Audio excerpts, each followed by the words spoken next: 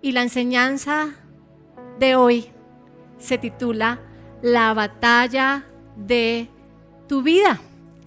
Y hay batallas pequeñas y hay grandes batallas, hay batallas monumentales y titánicas, y hay unas pequeñas que uno a veces ni percibe que está en batalla, pero hay otras tan importantes que son públicas y todo el mundo se da cuenta de ellas. Y yo, por mi temperamento, yo soy una persona muy tranquila, que me gusta estar en paz con todo el mundo. Yo pensaba que si yo tenía buenas relaciones y manejaba cordialidad y así como soy yo, sonriente y querida, no iba a tener que enfrentar batallas, me iba a llevar bien con todo el mundo y todo me iba a salir medianamente bien, y pensaba que de esa manera yo iba a poder lograr una vida tranquila y sin batallas. Pero me di cuenta que una vida sin batallas no existe. Las batallas están implícitas en nuestra vida, y desde el día 1 que nacemos hay una batalla por nuestra vida, y tenemos batallas desde muy pequeños y aún hasta edad avanzada. Y yo me acuerdo que Caleb le dijo a Josué: dame ese monte aún en edad avanzada y yo lo voy a conquistar, porque las batallas además tienen un impacto tan positivo en nuestras vidas que hacen que nos dan como ánimo, como vitalidad, como esperanza, como un nuevo reto, algo nuevo se va a arrancar para nosotros. Y cuando hablo de batallas, además, tengo que hacer referencia a la batalla más famosa que hay en la Biblia, y es la batalla de David y Goliat. Y yo creo que si hablo de Goliat, todo el mundo sabe quién es, sea creyente o no sea creyente, sea cristiano o no lo sea. Yo digo Goliat y todo el mundo ya sabe que es un gigante, es algo como ya culturalmente todo el mundo, yo creo que un 99% de la población sabe quién es Goliat. Pero como es tan famosa y tan conocida, hoy decidí presentar esta historia con la versión El Mensaje, y su pastor me hizo el favor de traducirla para nosotros, para que podamos tener un entendimiento, digamos, más real, porque la versión del Mensaje es mucho más práctica, más real y tiene un lenguaje más actual. Así que empecemos leyendo esta historia. Dice 1 Samuel 17: los filisteos reunieron sus tropas para la batalla. Ellos las replegaron en Soco, en Judá, y establecieron un campamento entre Soco y Aseca, en Efes Damín. Saúl y los israelitas se reunieron, acamparon en el valle de Elá y distribuyeron sus tropas listas para la batalla contra los filisteos. Los filisteos estaban en la colina y los israelitas en la colina contraria, con el valle entre ellos. Un gigante de casi 3 metros de alto dio un paso al frente desde la línea filistea hacia el campo abierto. Goliat de Gat tenía un casco de bronce en su cabeza y estaba vestido en armadura. 126 libras de armadura. ¿Se imaginan el peso de esa armadura? Era más pesada que yo, porque 126 libras vienen siendo como 60 kilos. O sea, era muy pesada esa armadura. Tenía también una malla de protección y una espada de bronce. Su lanza era como una baranda. La punta sola pesaba más de 15 libras, 7 kilos. Su escudero caminaba delante de él. Goliat se paró en el campo gritando a las tropas israelitas: ¿por qué se molestan en usar todo su ejército? ¿Acaso no soy lo suficientemente filisteo para ustedes? Y ustedes están todos comprometidos con Saúl, ¿no es así? Así que escojan a su mejor luchador y que se enfrente conmigo. Si él toma la ventaja y me mata, los filisteos se convertirán en sus esclavos. Pero si yo obtengo la ventaja y lo mato, ustedes todos se convertirán en nuestros esclavos y nos servirán. Yo desafío las tropas de Israel en este día. Denme un hombre, déjenme pelear contra él. Cuando Saúl y sus tropas escucharon el desafío del filisteo, fueron aterrorizados y perdieron toda la esperanza, perdieron la fe. Padre, yo te doy gracias por este tiempo precioso, gracias por tu palabra, y te pido que en este día la siembres en lo profundo de nuestros corazones, que sea vida para nuestra alma, Señor, para nuestro espíritu. Trae vida, Señor, trae revelación y trae ánimo, Señor, y fe a nuestras vidas. Te lo pido en el nombre de Jesús. Amén. Y esa era la realidad con la que se enfrentó el pueblo de Israel. Ellos no estaban buscando una batalla, ellos no estaban buscando una guerra, ellos estaban tranquilos cuando de pronto el ejército filisteo llegó en busca de la batalla. Pero no solo sucedió eso, sino que ellos llegaron y se establecieron, e inmediatamente el rey Saúl convocó a su ejército y se pusieron exactamente enfrente de ellos. Pero normalmente las batallas para Israel participaban absolutamente todos, desde el rey en adelante. Pero vino este personaje Goliat y lanzó un desafío. Los desafió a pelear de manera diferente. Yo estuve estudiando y decía que el ejército filisteo era mucho más pequeño que el ejército de Israel. Y aunque iba a ser una batalla sangrienta, tenía muchas más posibilidades de ganar el ejército de Israel porque era más numeroso. Pero al levantarse este hombre gigantesco, además su sola presencia aterraba, atemorizaba. Él planteó y cambió las reglas del juego para Israel. Él dijo: escojan uno, solo uno, ¿para qué vamos a desgastarnos? ¿Para qué toda esa gente muriendo? No, y no sé, el que pierda sirve al otro. Escojan uno que venga y se enfrente aquí conmigo. Y ellos decidieron bailar al son que les tocó Goliat.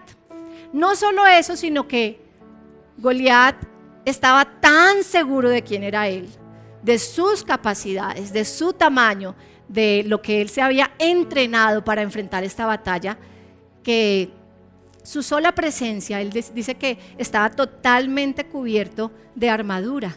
Dice además que tenía un escudero, para un escudo que él ni siquiera utilizaba. El escudero iba adelante en señal de la autoridad que tenía Goliat, porque él no necesitaba escudo porque todo su cuerpo estaba cubierto de armadura. Tenía su lanza, tenía su espada, el tipo estaba súper armado. Y pasó lo que tenía que pasar, y es que tanto el rey como su ejército sintió terror, sintió pánico. Fueron 40 días en que este hombre salía en la mañana y al caer la tarde a decirles: bueno, ¿dónde está el hombre que se va a enfrentar conmigo? ¿Cuál es de ustedes el mejor de su ejército que venga a luchar conmigo? Y él no solo provocó terror, él provocó que el ejército de Israel dejara de mirar a su Dios y se enfocara en él.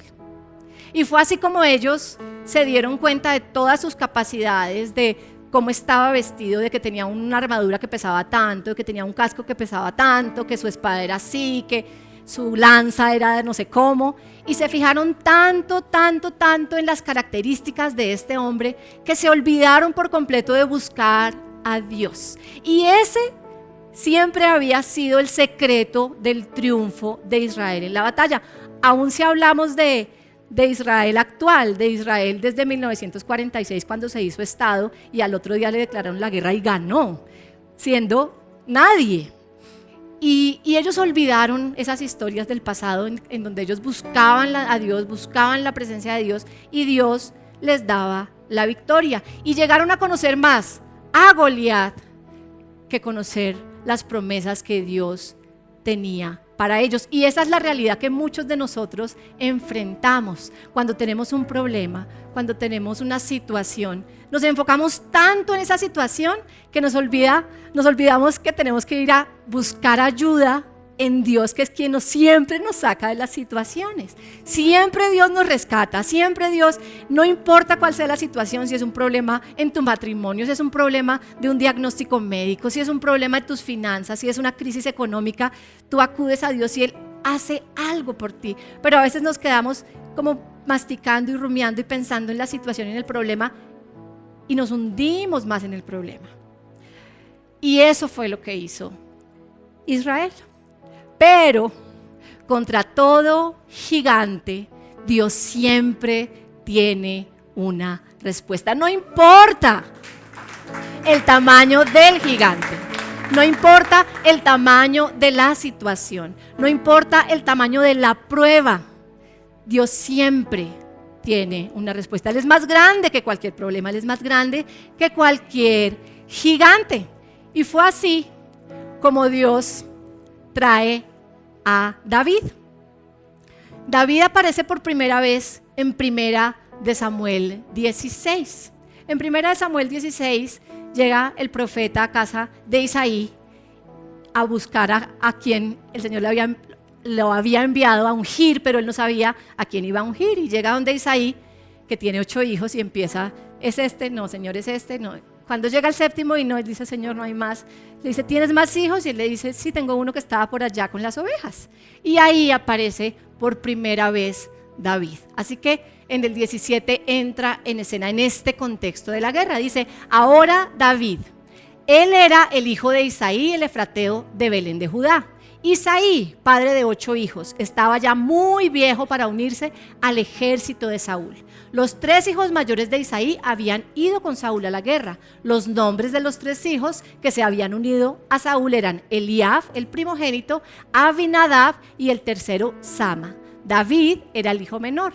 Mientras que sus 3 hermanos mayores fueron a la guerra con Saúl, David iba y venía de atender a Saúl a cuidar las ovejas de su padre en Belén.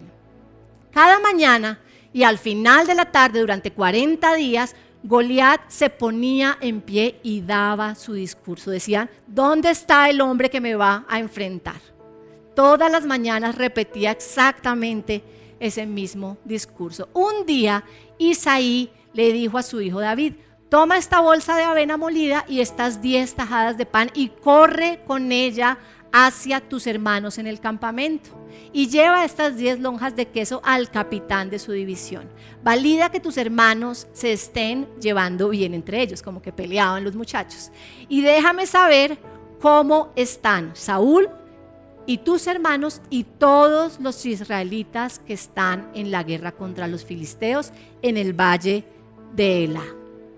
David estaba despierto al amanecer y, habiendo arreglado para que alguien cuidara su rebaño, tomó la comida y fue de camino tal como Isaí le había instruido. Él llegó al campamento justo cuando el ejército se estaba moviendo a la línea de batalla, dando su grito de guerra. Israel y los filisteos se pusieron en posición, frente a frente, listos para la batalla.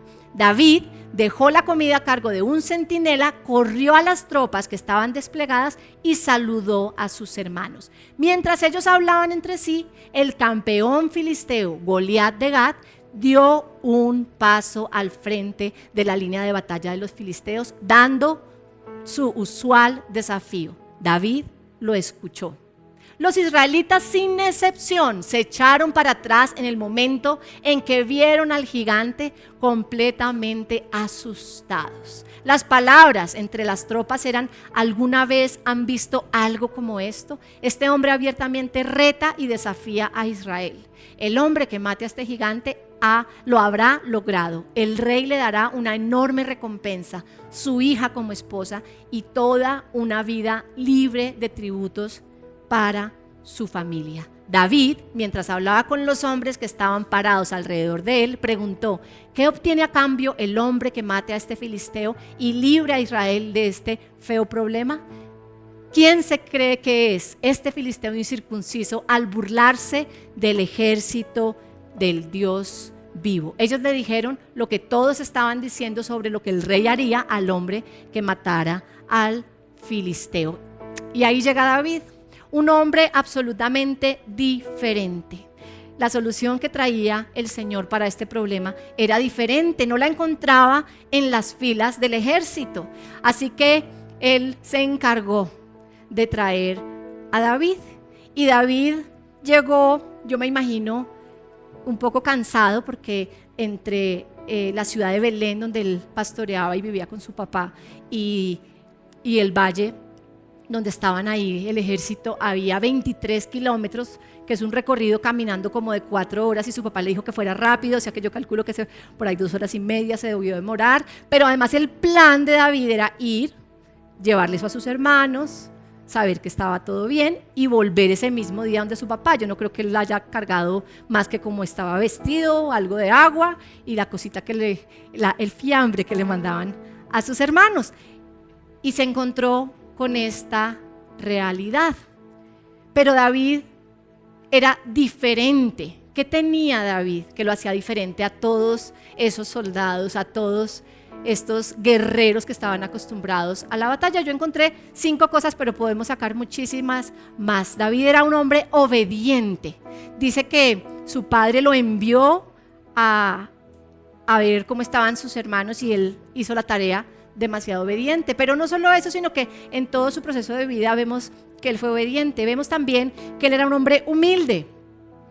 Él, al final del capítulo 16, vemos cómo ya Saúl no tenía la presencia de Dios, estaba como pasando un mal momento y no podía dormir, y mandaron a llamar a David, y David iba y ministraba para que el pobre Saúl pudiera conciliar el sueño.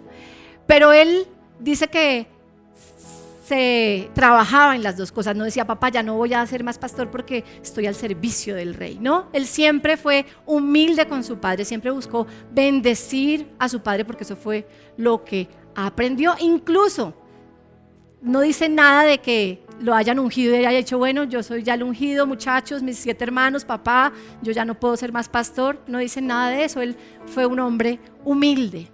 En tercer lugar, él era inapropiado para esta labor ante los ojos de todos los hombres, ante los ojos del ejército, ante los ojos de Saúl, ante los ojos de sus hermanos.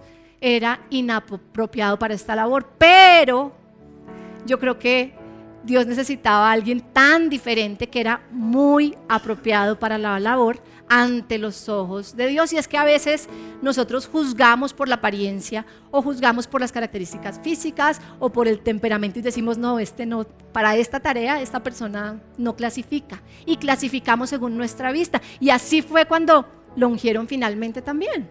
Miraron a su hermano mayor, al otro, hasta que dijeron: no hay más. Porque David no era común y corriente, era diferente, pero era apropiado para esta tarea y estaba en el tiempo y en la realidad perfecta para que todo el potencial que Dios había puesto delante de él saliera a relucir. Cuarto punto, era totalmente dependiente de Dios. Y es que a veces pensamos que el trabajo de pastor era fácil, era tener una cerca con unas ovejas y quedarse todo el día como en el pesebre, que tiene uno el pastorcito así parado con sus ovejas, y pensamos que eso era ser pastor. Pero ser pastor era un trabajo totalmente arriesgado.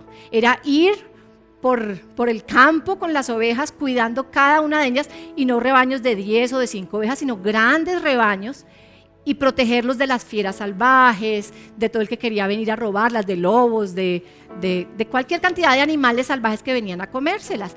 Era un trabajo de alto riesgo, y eso hizo que David conociera de primera mano a Dios, que él se relacionara en esos tiempos de soledad, él, las ovejas y Dios. Él estaba solo en el campo y él aprendió a depender de Dios, a confiar en Dios en los momentos de dificultad, en los momentos en que le robaban una oveja, que tenía que enfrentarse a fieras salvajes. Él aprendió a confiar en Dios, aprendió a quién era él en Dios y para Dios.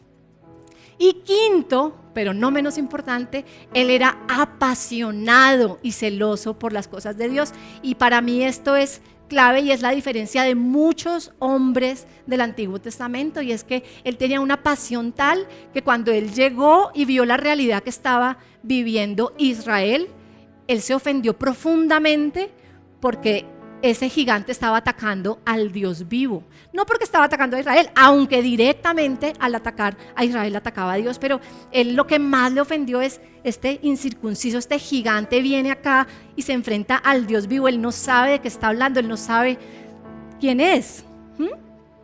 Y él era totalmente apasionado. Y la historia sigue diciendo, las cosas que David decía fueron registradas y reportadas a Saúl, y Saúl lo mandó a llamar. Maestro, dijo David, no pierdas la esperanza, estoy listo para ir y pelear contra este filisteo. Saúl respondió a David, tú no puedes ir a pelear contra este filisteo, eres demasiado joven y sin experiencia. Y él ha estado en los asuntos de la guerra desde antes que tú nacieras. Saúl inmediatamente le dice, tienes muy buenas intenciones, pero es imposible. Tú no puedes asumir este reto, tú no estás preparado, tú no estás capacitado para esto. Y yo quiero invitar de pronto a Giovanni a que pase por aquí. Yo creo que Giovanni es como alto, ¿cierto? Y si lo paramos aquí, pues no mide 3 metros, pero yo creo que un Goliat puede ser algo así, pero imagínenselo con cara de bravo. Él tiene buena cara, pero con cara de bravo. Y por ejemplo, un Willy, por ejemplo. Pero Willy se va a quedar aquí. No, tú no vas a subir, tú te vas a quedar aquí. Yo creo que más o menos algo así era la proporción entre David y Goliat.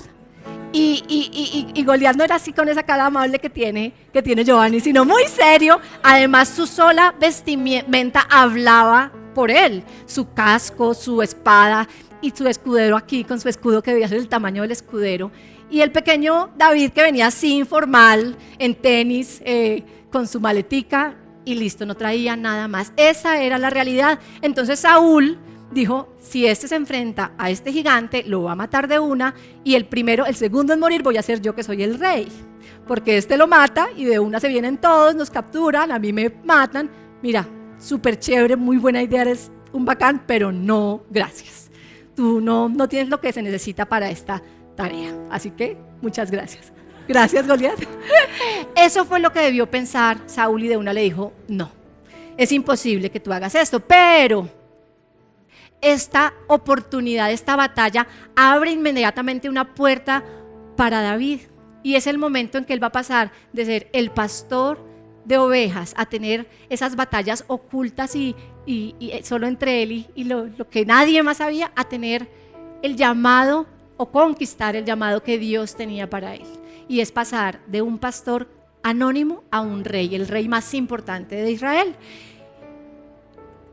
Y dice, David dijo, he sido un pastor cuidando las ovejas de mi padre. Siempre que un león o un oso venían y tomaban una oveja del rebaño, yo iba tras él, lo noqueaba y rescataba la oveja. Si se volteaba a atacarme, lo tomaba por la garganta, quebraba su cuello y lo mataba. León u oso, sin importar cuál era, lo mataba. Y haré lo mismo con este cerdo filisteo que está insultando a las tropas del Dios vivo. El Dios no dice, y haré lo mismo que este que me está hablando a mí, que se está metiendo conmigo. Él dice, con este que está insultando al Dios vivo. Dios, ¿quién me libró de los dientes del león y las garras del oso me librará de este filisteo? Ante esas palabras, Saúl solo pudo decir, ve, que Dios te ayude. Porque era tal la seguridad de David, de la misión que tenía, del Dios en el que había creído y de su relación y esas pequeñas batallas que él tuvo en secreto allá cuidando las ovejas, que él dijo, Dios me ha librado contra el oso, contra el león, contra las fieras. Yo sé que él me puede librar contra este gigante. ¿Y quién es este gigante para Dios? Él lo tenía tan claro en su corazón que eso fue lo que le expresó al rey Saúl. Y el rey Saúl, ante esa seguridad y esas palabras, que además yo creo que llevaba mucho tiempo sin escuchar de Dios de esa manera, él dijo, ok, que Dios te ayude. Pero dice que después Saúl vistió a David como un soldado en armadura, le puso su casco de bronce sobre su cabeza, su espada ceñida sobre su armadura. David trató de caminar, pero no se podía mover. David le dijo a Saúl, casi ni puedo moverme, ni me puedo mover con todas estas cosas sobre mí. No estoy acostumbrado a esto, y se quitó todo. Saúl le dijo, ok, ve, eres un valiente y Dios está contigo, dale. Eres la única oportunidad que tenemos, pero pues no te vas a presentar con esa facha. No puede ser, ven, te acomodamos para la batalla, tu casco, tu armadura, tu espada, todo listo. Y él ni siquiera podía caminar, pero eso me habla de que a veces hacemos las cosas de una forma en que ya hemos visto que se tienen que hacer, de una forma tradicional. Es que ya el pastor predica así, entonces todos tenemos que predicar así. Es que yo he visto en televisión este cantante cristiano y él canta así con esa voz, y entonces yo tengo que cantar de la misma manera, y a veces somos imitadores en vez de ser lo que Dios hizo en nosotros que seamos. Y Dios hizo algo especial en cada uno de nosotros, algo único, algo irrepetible. Y eso fue lo que hizo David cuando dijo: yo, al despojarse de esa armadura que no le pertenecía, no era de él, no era lo que él usaba, no era lo que él estaba acostumbrado a manejar. Así que en ese momento que él se despojó, él volvió a ser él con las características que tenía y con las características que Dios le había dado para enfrentar esa batalla. Y yo en esta mañana te digo, Dios te ha dado cosas que tú tienes que usar en la batalla. Tú no te puedes quedar mirando lo que otros usan ni cómo lo hacen los otros. Tú tienes tu forma y Dios te dio algo especial y particular, y no lo desaproveches, no lo entierres. Es tan valioso que sin eso pues no habría podido derrotar a ese gigante. Luego David tomó su vara de pastor, seleccionó 5 piedras lisas de arroyo y las puso en el bolsillo de su bolso. Con una honda en su mano se acercó a Goliat. Y es que entre los dos ejércitos pasaba un pequeño arroyo, y dice que el arroyo era pequeño pero también era profundo, solo tenía unos lugares específicos donde podía pasar la gente, en otros lugares era muy hondo, y él aprovechó y tomó sus 5 piedras. Pero además de eso, las 5 piedras, cuando hablamos de 5, y el pastor nos ha enseñado que 5 es el número de la gracia. Él no venía con grandes armas pero venía con el Dios todopoderoso, con el Dios fuerte que lo acompañaba en la batalla. Él venía con la gracia de Dios, que era finalmente la que le iba a dar la victoria. Él no venía con ínfulas, ni con reconocimientos, él venía solo con el Dios de Israel que peleaba por él. Mientras el filisteo se movía hacia adelante y hacia atrás con su escudero enfrente de él, vio a David. Lo miró de arriba abajo y se burló de él. Un jovencito rozagante y lampiño. Yo creo que esas palabras describen perfectamente lo que era David. Yo creo que no tenía un barba ni nada y era así rosadito, así bonito. Y entonces eso hizo que el filisteo pues se indignara profundamente. El filisteo ridiculizó a David. ¿Soy yo acaso un perro para que vengas a mí con un palo? Y lo maldijo por sus dioses. Ven, dijo el filisteo, haré de ti un cadáver para los buitres, te volveré un bocado para los ratones del campo. Pero ninguna de sus palabras lograron atemorizar a David. David respondió: tú vienes a mí con espada, con lanza y con hacha de guerra. Yo vengo a ti en el nombre del Dios de los ejércitos angelicales, el Dios de las tropas de Israel, a quien maldices y de quien te burlas. Este mismo día, Dios te está entregando en mis manos. Estoy a punto de matarte, cortar tu cabeza y servir tu cuerpo y los cuerpos de tus amigos filisteos a los cuervos y los coyotes. Toda la tierra sabrá que hay un Dios extraordinario en Israel, y todos los que están aquí reunidos aprenderán que Dios no salva a nadie por medio de espada o de lanza. La batalla pertenece a Dios. Él los está entregando a ustedes, a nosotros, en un platillo. Fue la declaración tan poderosa que dio David. Y ese tipo de declaraciones solo las puede dar alguien que conoce profundamente a Dios. Ese tipo de declaraciones no salen así como así. Solo alguien que ha vivido procesos y ha caminado de la mano de Dios y lo conoce puede hacer este tipo de declaraciones. Así que eso enfureció al filisteo, quien emprendió hacia David. David partió de la línea de batalla corriendo hacia el filisteo. Tomó una piedra de su bolsillo, la lanzó con su honda, golpeando fuertemente al filisteo en su frente y clavando profundamente la piedra. El filisteo se estrelló de cara contra el polvo de la tierra. Así es como David derrotó al filisteo con una honda y una piedra. Lo golpeó y lo mató sin ninguna espada para David. Después David corrió hacia el filisteo, se paró sobre él, sacó la espada del gigante de su funda y terminó el trabajo cortándole su cabeza. Cuando los filisteos vieron que su gran campeón estaba muerto, rompieron filas corriendo por sus vidas. Y esta batalla fue tan importante, fue tan impresionante, tan valiosa que aún hoy hablamos de ella.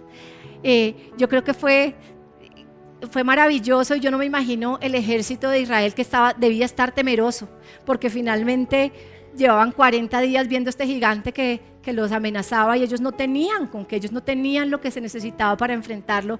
Por eso Dios tuvo que levantar a un David, tuvo que traer a un David a esta escena. Pero yo me imagino ese triunfo.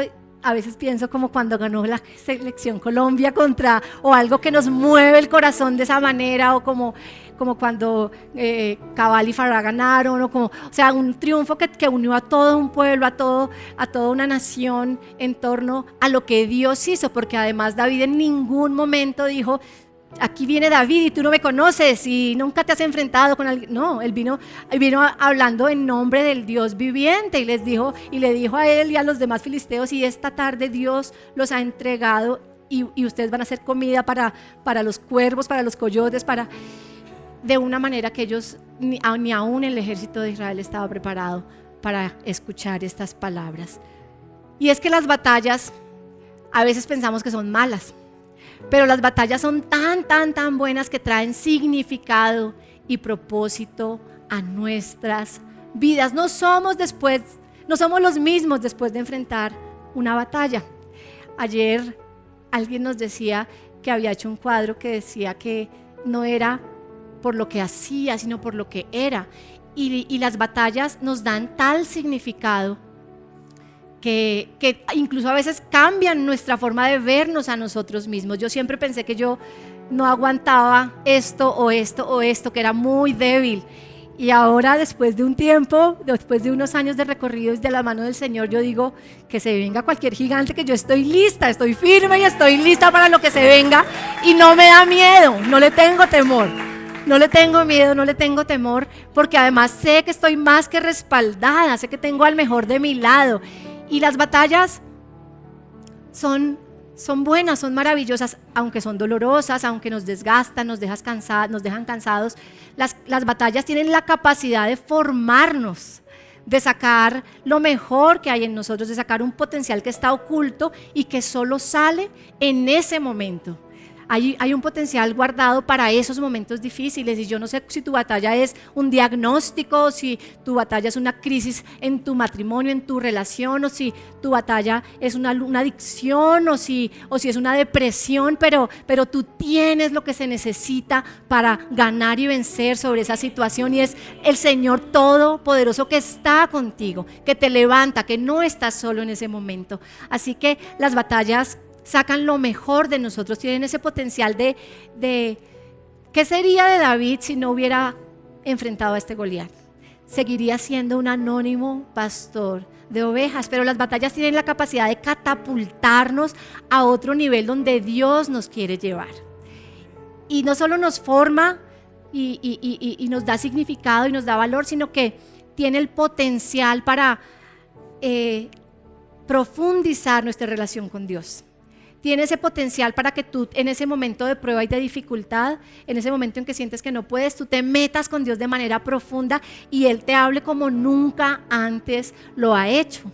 Y ese es el éxito de la batalla, el poder buscar de Dios, el poder pasar tiempos de intimidad con Él, el poder escuchar su voz, escuchar lo que Él dice, no lo que dice Goliat o lo que dice la situación y la circunstancia, sino lo que Dios dice de ti. Pero además de eso, tiene la capacidad de recordarte, de llevarte atrás, de ver cómo, pero si Dios hizo esto la vez pasada, Dios me sanó, Dios restauró mi hogar. ¿Cómo no me va a apoyar en este tiempo? Tiene la capacidad de reavivar tu memoria, de revivir cosas que has vivido con Dios, experiencias personales que solo tú has tenido con Él. Así que las batallas son una oportunidad, son una bendición en las manos de Dios. Las batallas son una bendición, son un regalo de Dios para nuevos tiempos, para nuevas temporadas, para nuevos proyectos, para propósitos más grandes, para crecer. Y no importa el tamaño que tenga tu gigante, no importa el tamaño de la batalla que tengas que enfrentar, no importa qué tan grande sea tu Goliat, siempre Dios está contigo en la batalla y Él es más grande que todo. No hay nada que sea más grande que Dios. No hay nada que se compare a su poder, a su amor que es infinito e incondicional para ti y para mí. Así que en esta casi tarde, en esta mañana y terminando esta segunda reunión, yo quiero invitarles a que estemos todos de pie y que le cantemos esta canción a nuestro Señor desde nuestro corazón, sabiendo que no importa si en este momento estamos enfrentando una batalla particular o si mañana o pasado mañana o en un tiempo, porque lo que sí es seguro es que vamos a enfrentar batallas, pero tengamos la convicción de que Dios está con nosotros y Él es milagroso, abre camino, tumba montañas, rompe cadenas, hace todo por nosotros y siempre a nuestro favor.